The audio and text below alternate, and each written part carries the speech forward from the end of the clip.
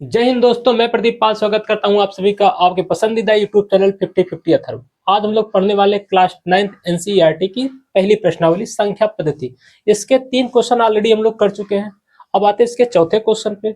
चौथा क्वेश्चन बच्चों को बहुत ईजी लगता है। कारण क्या है? क्योंकि है क्या, देखो सत्य और असत्य बताना है। तो करते क्या है, आंसर शीट से देख के लिख लेते हैं पहले से बुक में कि सत्य क्या है असत्य क्या है। टीचर से बताने से पहले बता देते हैं और टीचर भी खुश हो जाता है, हम भी खुश रहते हैं। हर बच्चा ही करता है। बट एक वर्ड भूल जाते क्या, कारण के साथ अपने उत्तर दीजिए, ये भूल जाते भैया। तो कारण भी पता रहना चाहिए ना। कोई आपसे कारण पूछेगा तब क्या बताओगे।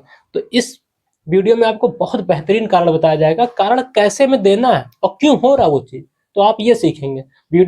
आप वीडियो को अगर पूरा देखेंगे तो आपको समझ में आएगा कि चीजें क्या है, रियल में क्या चीज हो रही है, वो ध्यान देना है। तो शुरू करता हूँ। सबसे पहले क्वेश्चन क्या है, प्रत्येक प्राकृत संख्या एक पूर्ण संख्या है, सत्य है या असत्य है, कारण देना है। तो प्रत्येक प्राकृत संख्या एक पूर्ण संख्या है।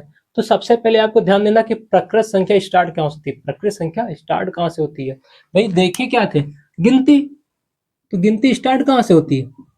1 2 3 4 5, ये अनंत तक का जाता है।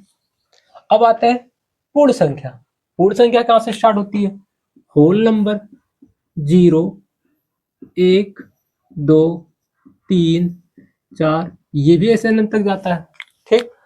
तो जो हमारे पास बोला क्या, प्रत्येक प्राकृत संख्या यानी जो भी प्राकृत संख्या हमारे पास है सब पूर्ण संख्या है। अब यहां से देखते हैं है क्या, प्राकृत संख्या स्टार्ट कहां से होती है? 1 से। 1 2 3 4 5, ये अनंत तक जा रहा है। स्टार्ट कहां से हो रही? 1 से।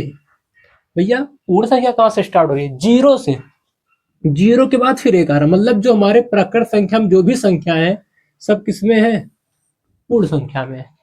यानी अगर हम एक को बोलें तो एक प्रकट संख्या भी है, तो उसके बाद एक यहाँ भी आ जा रहा है, पूर्ण संख्या भी है। हम 5 को उठा लें, यहाँ भी 5 आ रहा है, यहाँ भी 5 आ रहा है। तो जो भी प्रकट संख्या में होगा सब पूर्ण संख्या में आएगा।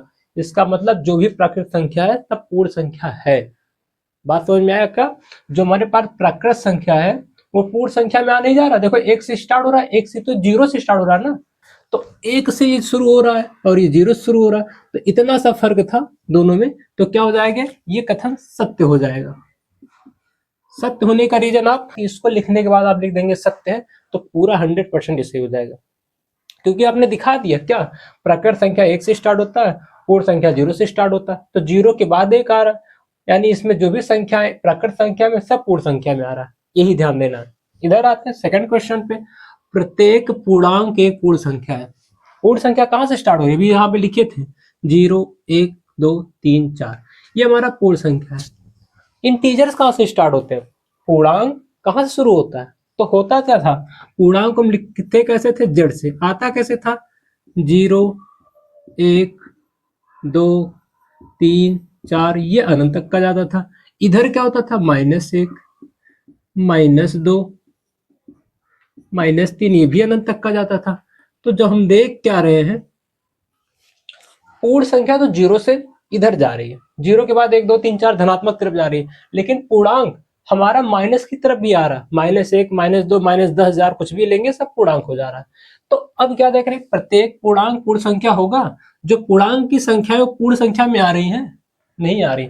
जो पूर्णांक की संख्या है वो किस में आनी चाहिए थी? पूर्ण संख्या में। नहीं आ रहा भैया। देखो -1 की पूर्णांक में आ रहा है ना, लेकिन पूर्ण में आ रहा है?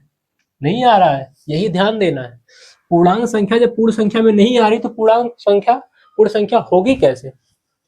पूर्णांक की संख्या पूर्ण संख्या होती है तो नहीं हो पाएंगे, क्योंकि जो पूर्णांक हम लेते हैं -2 लेते हैं। -2 क्या है? पूर्णांक दिख रहा है, माइनस तो यहाँ दिख रहा पूर्णांक है, लेकिन यहाँ देखो -2 पूर्ण संख्या में आया? नहीं आया, अतः क्या होगा? असत्य होगा ये। ठीक। आप ऐसे रीजन लिख दीजिएगा, -2 एक पूर्णांक है बट पूर्ण संख्या नहीं है। क्यों? क्योंकि -2 पूर्ण संख्या में नहीं आ रहा, तो खत्म हो जाएगा। एकदम बेहतरीन रीजन है ये। ऐसे बहुत से ढेरों एग्जाम्पल आप ले सकते हैं, लेकिन आप चाहे तो अपने मन से सोचे। और मैथ में सीधा सिंपल यही होता है कि सोचना, कितना बेहतर कौन सोच पा रहा है। ठीक। प्रत्येक परिमेय संख्या एक पूर्ण संख्या है। परिमेय संख्या पूर्ण संख्या होती है। भाई परिमेय संख्या है क्या? परिमेय संख्या ऐसी संख्या है जो p बटे q के रूप में लिख सके। तो कोई एग्जाम्पल बताओ, परिमेय संख्या क्या है? 3/2, ये एक परिमेय संख्या है। P बटे Q के रूप में लिखा गया, ऊपर P नीचे वाला Q होता है। और क्या है, P और Q पूर्णांक होते हैं। फिर क्या बोला, ये जो परिमेय संख्या आ रहा है ये पूर्ण संख्या होगा? नहीं होगा। क्यों नहीं होगा? क्योंकि पूर्ण संख्या देखो अभी लिखा था, कहां से स्टार्ट हो रहे हैं, 0 1 2 3 अनंत तक जा रहा है। तो हमारा जो परिमेय संख्या 3/2 इसमें दिखेगा? नहीं दिखेगा। यही आपको रीजन बताना होता है कि है क्या, कैसे रिलेट करना बातों को, समझना कैसे। तो ये सब चीजें आपको तब समझ में आएंगी जब आपको परिमेय परिमेय अपरिमेय सबका कंफ्यूजन पहले से दूर रहे। आपको संख्या पता ही नहीं है क्या हो रहा है तो करेंगे क्या, मजबूरी है भैया आंसर शीट से ट्रू और फॉल्स लगाना। तो वो चीज नहीं करना है। सीखो, अगर सीखोगे तो हर टीचर चाहता है कि मैं सिखाऊं, तो हर टीचर आपको सिखाएगा, चाहे मेरे से पढ़ो चाहे जिससे पढ़ो। ध्यान क्या देना है कि 3/2 क्या है, एक परिमेय संख्या है, लेकिन 3/2 इसमें आएगा नहीं आएगा, तो ये क्या हो जाएगा, ये भी कथन असत्य हो जाएगा। इसका भी आप कारण लिख सकते हैं। अगर कारण लिखना होगा तो क्या लिखेंगे, 3/2 एक परिमेय संख्या है, लेकिन एक पूर्ण संख्या नहीं है। बस इसका ये रीजन हो जाएगा। Thank you.